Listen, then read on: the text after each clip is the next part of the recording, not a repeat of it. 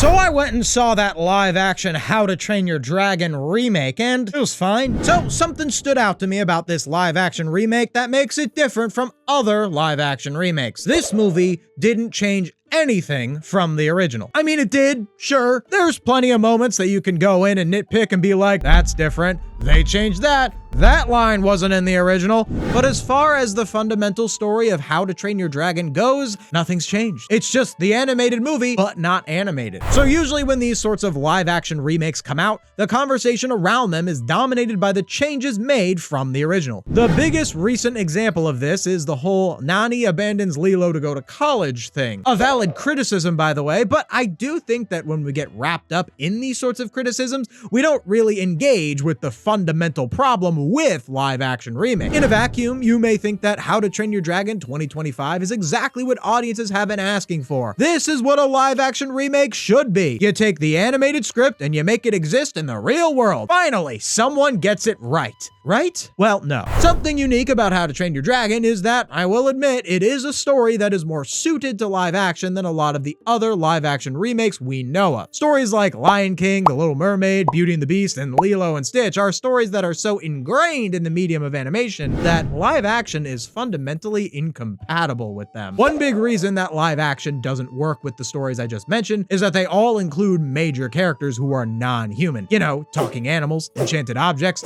aliens. These kinds of characters work great in animated form, but when made to fit into the real world, they just come off as uncanny and throw off our suspension of disbelief, which makes it nearly impossible to empathize with them. And if you can't empathize with a character, why are you even watching this? How to Train Your Dragon, on the other hand, has dragons, and the dragons in this movie are just animals. They aren't humanized characters. They don't show human emotions like contemplating your place in the universe or society. They show simple animal emotions like being afraid or hungry or happy, which can properly translate to animals in a live action setting. But it's not just talking animals that don't work in live action. There are also types of action sequences that only work in animation. For example, the main reason that a live action Avatar: The Last Airbender should never have been attempted twice is because elemental bending, you know, the main thing they do in Avatar, is such an otherworldly, fantastical action that it just doesn't make sense in live action, no matter how well you choreograph it. This not only harms the show by making fights look lame,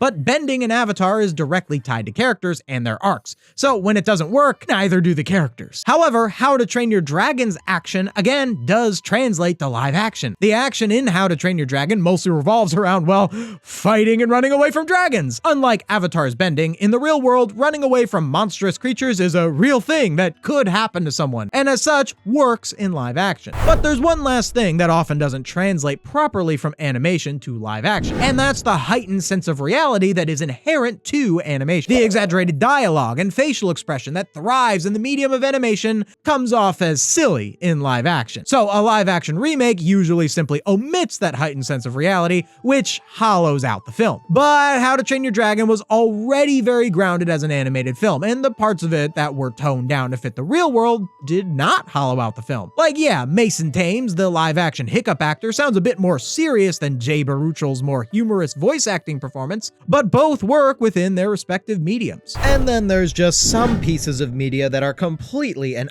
utterly defined by the animated medium. Snow White was literally the first animated feature film ever. Avatar: The Last Airbender's vibe is dictated by its anime style, and Shrek, being 3D animated, contrasts it to the, at the time, 2D animated fairy tales that it was poking fun of. You might be confused as to why I mentioned Shrek, since that movie doesn't have a live action remake. Well, I'm just getting ahead of that one because, let's be real, that's where this is all heading. And How to Train Your Dragon being moderately more well-received will only make the normalization of a Shrek live action even worse. All the issues I just mentioned, while they don't apply to How to Train Your Dragon, do apply to Shrek. Donkey is a talking animal, and is based on a pretty ugly animal at that, and would look absolutely atrocious with that photorealistic garbage we saw in Lion King. The slapstick fights like Shrek Brawl brawling with Farquaad's men and Fiona beating up the Oh Merry Men would not be as funny or impactful to their characters in live action. And the very essence of Shrek is that it is a grittier, less serious take on the traditional fairy tale. So Shrek presenting these parodied fairy tale creatures, who we are used to seeing in 2D, in this 3D art style, it further cements them as parodies. Shrek existed to be set apart from Disney. That's why Lord Farquaad looks like a certain Disney executive, and his name sounds like, oh, let's just say, another term. If Shrek were a live-action remake, it would just be copying what Disney is doing. And that is why Shrek may possibly be the worst candidate for a live-action remake out of any animated film ever made. Okay.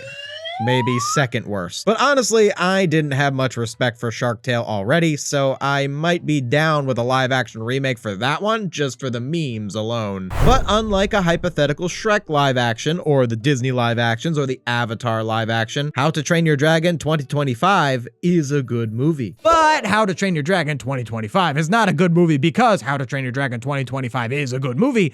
It's a good movie because How to Train Your Dragon 2010 is a good movie. Literally everything good about this movie happened in the animated version. So I ask, what's the point of this movie? You know, besides money. So the business of film has one glaring restriction. You can only make a movie once. You know, it's not like McDonald's where you can keep churning out the same burger for 75 years. A movie gets released, it gets most of its buzz, and from then on, you never get that big first shot again. A live action remake is a cheat code that allows you to just make the same movie again. Because you change the medium, but tell the same story, it allows you to simply just tell that story again. And when that's the whole reason, the whole point of you creating a film, you're doing it for the wrong reason. I am conflicted with how I feel about the How to Train Your Dragon live action remake. Basically, I'm trying to decide if this film is a net positive or a net negative in our current media landscape. Like, if you ask me what I think about things like Lion King 2019, or Lilo and Stitch 2025, or the Avatar The Last Airbender live action, I would be able to say that those are a net negative, because they are lesser, more shallow properties compared to their originals. And any attention they get leads to a population that are themselves more shallow in terms of what they expect out of their media. But How to Train Your Dragon, because it tells the same story as the original and tells that story in a way that still feels strong and meaningful, is nothing more than just the same movie in a different medium. I don't think someone watching this version would get much less out of it than if they had watched the original. Is the original better?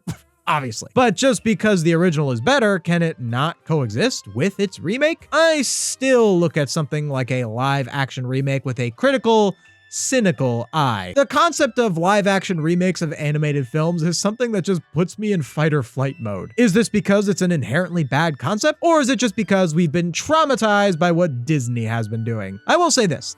I cannot think of a reason for them to make this movie other than they just wanted to make the same movie again. And I think that, in and of itself, is a problem. Although, like how the Vikings aren't looking at the dragons from the right angle, perhaps I am not looking at this from the right angle. So please, if you think there might be another more creatively positive reason they wanted to make this film, please let me know what it might be in the comments below. And also let me know if you think this film is a net positive or a net negative. But that's all I've got to say about the live action How to Train Your Dragon remake. If you want to hear what I have to say about the Lion King remake, which I have a much spicier take on, you can check out this video right here. I appreciate you watching this video to the end. You know, that really helps with like algorithm stuff. You know what else helps? Liking the video and subscribing. That's all for me. See you next time.